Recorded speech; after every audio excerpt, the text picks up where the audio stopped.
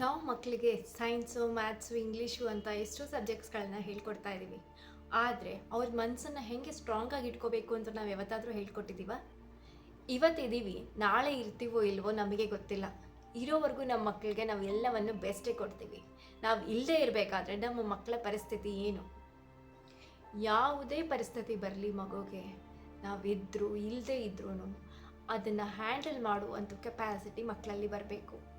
ನಾಳೆ ಅವ್ರ ಜೀವನದಲ್ಲಿ ಯಾವುದೇ ಕಷ್ಟ ಬಂದರೆ, ಯಾವುದೇ ಏರುಪೇರು ಬಂದ್ರೂ ಅವರು ಅದಕ್ಕೆ ಹೆದರ್ಕೊಳ್ಳದೆ ಅದನ್ನು ಎದುರಿಸೋದನ್ನು ಕಲಿಬೇಕು.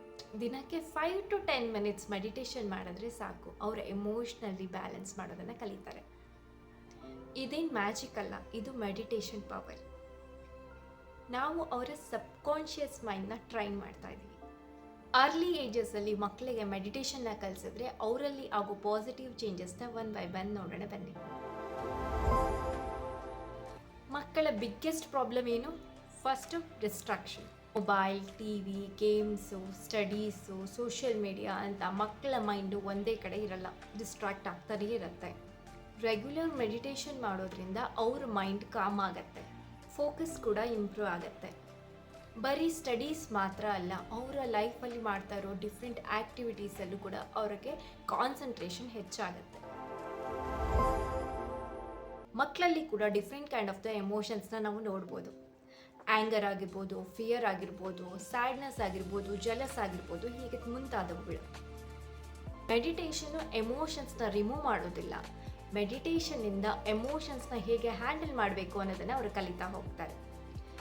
ರಿಯಾಕ್ಷನ್ನ ಕಡಿಮೆ ಮಾಡಿ ರೆಸ್ಪಾನ್ಸ್ ಮಾಡೋದನ್ನು ಜಾಸ್ತಿ ಮಾಡ್ತಾರೆ.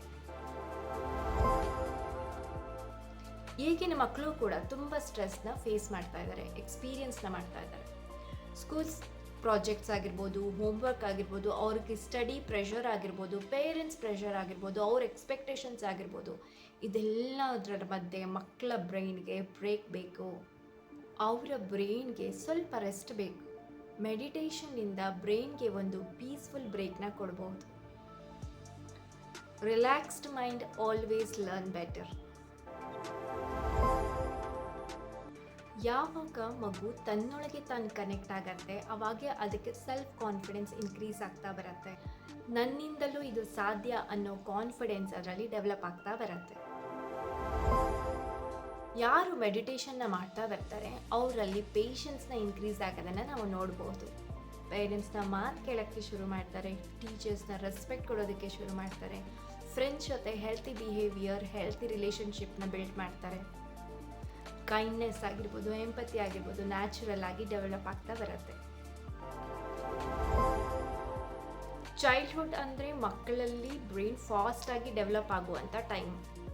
ಈ ಟೈಮಲ್ಲಿ ನಾವು ಅವ್ರಿಗೆ ಮೆಡಿಟೇಷನ್ನ ಟೀಚ್ ಮಾಡೋದ್ರಿಂದ, ಅದನ್ನು ಅವರು ಪ್ರಾಕ್ಟೀಸ್ ಮಾಡೋದ್ರಿಂದ ಅವರ ಮೆಮೊರಿ ಪವರ್ ಇಂಪ್ರೂವ್ ಆಗುತ್ತೆ. ಎಮೋಷ್ನಲ್ ಕಂಟ್ರೋಲ್ ಮತ್ತು ಡಿಸಿಷನ್ ಮೇಕಿಂಗ್ ಸ್ಕಿಲ್ಸ್ ಇಂಪ್ರೂವ್ ಆಗುತ್ತೆ. ಅದ್ರಿತ ಆರ್ಟ್ನೆಸ್ಟಲ್ಲಿ ನಾವು ಆರ್ಟ್ನ ಮತ್ತು ಮೆಡಿಟೇಷನ್ ಎರಡನ್ನು ಕಂಬೈನ್ ಮಾಡಿ ಮಕ್ಕಳಿಗೆ ಹೇಳ್ಕೊಡ್ತೀವಿ. ಡಿಯರ್ ಪೇರೆಂಟ್ಸ್, ನಾವು ನಮ್ಮ ಮಕ್ಕಳ ಜೀವನದಿಂದ ಪ್ರಾಬ್ಲಮ್ಸ್ನ ರಿಮೂವ್ ಮಾಡೋದಕ್ಕೆ ಸಾಧ್ಯವಿಲ್ಲ, ಆದರೆ ಅದನ್ನು ಹ್ಯಾಂಡಲ್ ಮಾಡುವಂಥ ಸ್ಕಿಲ್ಸ್ನ ನಾವು ಹೇಳ್ಕೊಡ್ಬೋದು. ಅವರ ಇನ್ನರ್ ಸ್ಟ್ರೆಂತ್ನ ನಾವು ಸ್ಟ್ರಾಂಗ್ ಮಾಡ್ಬೋದು. Meditation is not just an activity, it's a life skill. ನಿಮ್ಮ ಮುದ್ದಾದ ಮಗುವಿಗೆ ಈ ಗಿಫ್ಟನ್ನು ಕೂಡ ಕೊಡಿ.